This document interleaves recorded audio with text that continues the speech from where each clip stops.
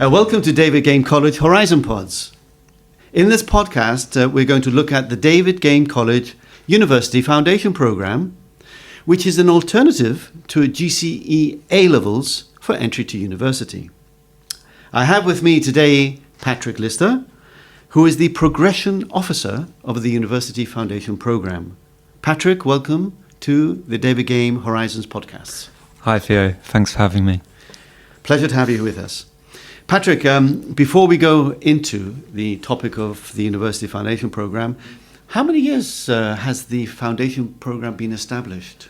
So it was established in 1989. It's been running for over 35 years. That makes it the oldest foundation programme in the UK, the most well-established and, the most reputable. Excellent. Tell me a little bit about your actual role here at David Game College.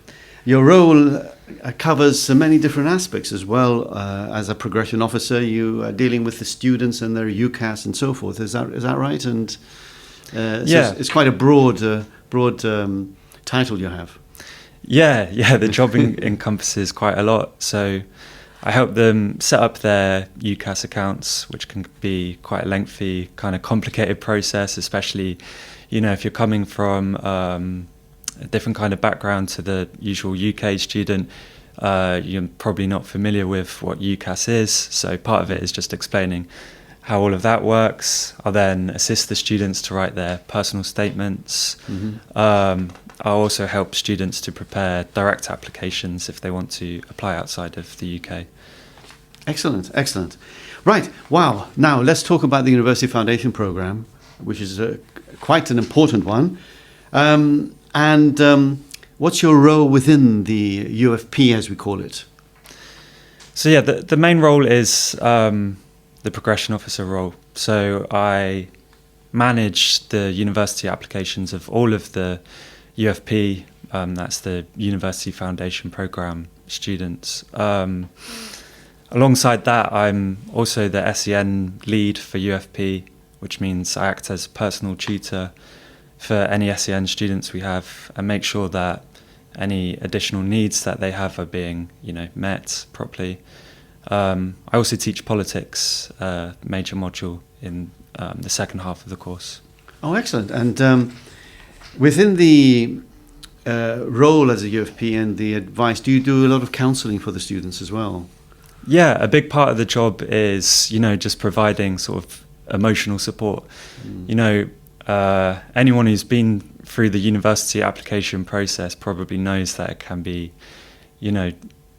quite a stressful period. Yes. So it's about, helping the students to, we want them to have the confidence to aim high, but also prepare them for whatever happens, prepare them for all outcomes, and just, be there for them to give them emotional support when it's needed, and also, to give them a bit of encouragement to, study a bit more when it's required. Yeah, I assume because they come from many different backgrounds, both educational backgrounds and also many different national groups, don't they? So that must be, is that something new for you to deal with an international student body? I mean, in my time working in secondary schools, I was used to working in multicultural, kind of diverse environment. Oh. So I'm quite familiar with that sort of environment. But yeah, we're really proud of how multicultural and diverse the UFP student body is. Excellent. Right, let's look at the University Foundation Programme now, and give me an overview of the actual program. How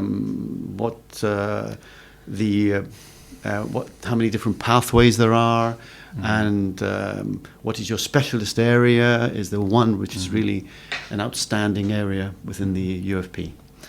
So the first thing to say is that it's an RQF level 3 qualification, which means that it's equivalent to A level. Except rather than doing it in 2 years with a single set of exams at the end of those 2 years, like an A level, we use continual assessment, and it lasts just for the 1 year. So we use progress tests, end of term exams, and coursework throughout the year, and all of those different forms of testing contribute to each student's overall grade at the end of the year.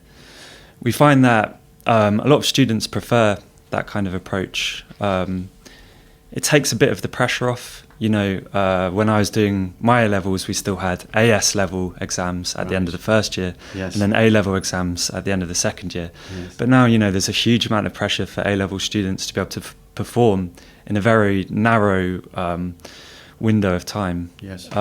So one of the benefits of UFP is that it's not really like that. We continually test students throughout the year, so they have many chances to, prove their academic ability.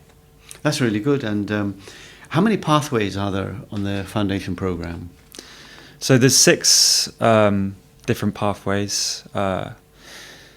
They're very comprehensive. The modules that they include can get you into almost any degree program in the UK. Right. We have architecture, art and design. We have science and pharmacy. We have computing and engineering. We have law, humanities and social sciences pathway. And we also have medicine. The medical pathway, yes. Which one is the most popular? The most popular, I would say, is probably computing and engineering. A lot of our students this year have been going on to study subjects like artificial intelligence, which are increasing in popularity at the minute. And, that pathway sets them up really nicely for that. Really good. Very, very good. And how do the students respond to the change in the format of teaching and the classes sizes they have in comparison to what they have back home in their own country? Do you see their different cultural backgrounds and educational backgrounds? Suddenly they find that I've never been taught this way, or I thought I only had to read a book and then memorize it and pass an exam. Yeah, no, it's definitely been a different experience for me in that sense, in that we're dealing with students who, some of them might come from countries where the education system resembles the UK system fairly closely, but many of them it's quite different entirely. And part of why the course is structured the way it is to acclimatise students from many different types of backgrounds and with different educational experiences to studying in the UK and to eventually going on to university in the UK. So we start with 3 minor module units, which are compulsory. And those are English, maths, and then communication skills or IELTS. And that depends on whether you take communication skills or IELTS is based on the strength of your English speaking ability when you join the course. Stronger students will practice more essay writing skills, preparing to use references when they're on their undergrad courses, whereas students who speak English as a second language or who are less confident at speaking English, like me perhaps, we prepare them for their IELTS exam, which they'll need to get into university. University, right? That's So so the students study for how long on the academic program, and how do you structure the term? Is it by terms or semesters? Yeah, so there are 2 different start dates actually. There's the first intake of students who start in September and they'll finish then in July. And then we have a second intake who start in January and have a more condensed version of the course, and they finish slightly later in August. But all of them attend university at the same time in September. Right. And is it termly or is it semester based? So we have terms. The first term is for the first intake of students. They exclusively focus on those minor module subjects, maths, IT and English. And then in the second term, the second intake of students join them, and everyone focuses on the major modules. And When you mention major modules, is that dependent on the actual degree that they are going to follow, or how do they decide which modules they're going to follow? So the major modules are, sorted into different groups, which is what we refer to as the pathways, based on what we'd recommend students take to best give themselves the best opportunity to get into specific degree programs.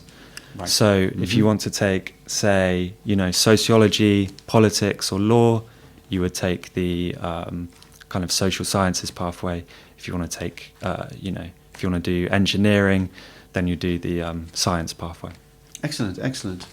Right, so I assume that based on the 6 pathways you have, that you should be able to get into quite a lot of degree programs or any choice of degree program. Yeah, I mean, it's when you look at all of the modules together, it's an incredibly broad kind of array of subjects. And whilst we recommend that students take a particular pathway, we're not against them, mixing and matching slightly. Yes. If there's a certain combination of modules that they think will be best suited to get them into a particular degree program, then we're not against them doing that, as long as, we agree with them and can see that what they're doing makes sense. Absolutely. Very good. Good. Now, you mentioned about them going to university, which is obviously that's their goal and aspiration, and the majority of the students, if not all of them, are international students. Give me some background to the types of universities that they go to, and the courses that they would aim for.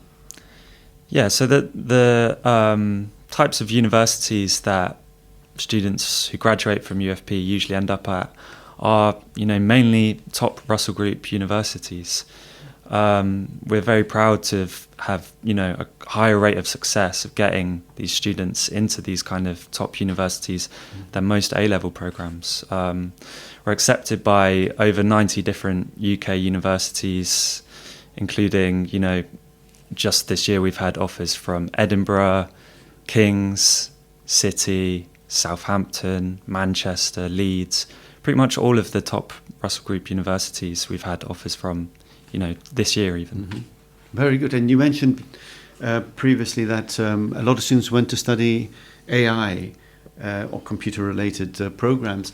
Which universities did they particularly choose?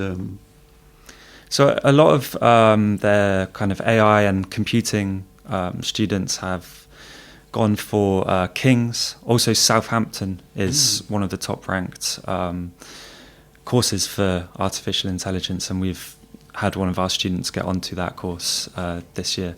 Excellent. And you said 90 universities. That's very impressive. Do any of the students basically wish to study outside of the UK? Yeah, so the majority of them, the course is really primarily designed to get you into UK universities, but it's also accepted in many countries around the world. We've had students go to America to study, to Canada, to Dubai, to Australia, all around the world. Of course, then you apply directly rather than through UCAS, which is a little bit of a different process. But yeah, we've had a lot of success getting students into international universities. Very, very impressive. And so we've covered quite a few universities, but I've got an interest in the medical program. Yeah. And could you tell me what links you have with medical universities outside of the UK? Yeah, so we've successfully managed to get quite a few students this year into medical programs outside of the UK. Some of them include Debrecen in Hungary, University of Nicosia in Cyprus, Queen Mary University of London, Malta campus, St George's in Granada, the Royal College of Surgeons, Ireland, and in Bahrain as well. Yeah, that's very impressive, very, very impressive, yeah. And because it's quite a niche program, and to prepare them to get into such universities, I mean, that means the University Foundation program is very well recognized. Now, tell me about how the students engage with the teachers, and how do they find that change of their environment and the culture within the college and on the University Foundation program? Yeah, so I think one of the nice things about UFP is that students have a very kind of personal relationship with their teachers and with all staff members. You know, I think I speak on behalf of all of us when we say our doors are always open to students to come and speak to us, you know, anytime they want to seek advice. I mean, mine in particular, as Progression Officer, I have a constant stream of students coming in and out of my office. Yeah. And, you know, we take a very hands-on approach and a very personal approach to, helping them to get through our programme, but also to get into the universities and to succeed when they get there. We don't want to just, get them offers and get them places onto universities. We really want to set ourselves apart by preparing them to do really well when they're at university. And, all of our students pass their first year of their undergrad, which, unfortunately can't be said for every single foundation programme in the UK. That's one of our main aims. Excellent. And congratulations has to go to the staff, both at admin and lecturers, and the David Game College. Excellent. Well, Patrick, thank you very much for joining me on this podcast. And thanks, Theo. A pleasure to have you. I'm sure we're going to have you back. I'd like to have a podcast on UCAS with you next time. Yeah, and definitely. Your experiences on that. And for more information on all of our courses and any topics that we have discussed in today's podcast, it can be found on davidgamecollege.com. Thank you for everyone listening, and look forward to the next podcast.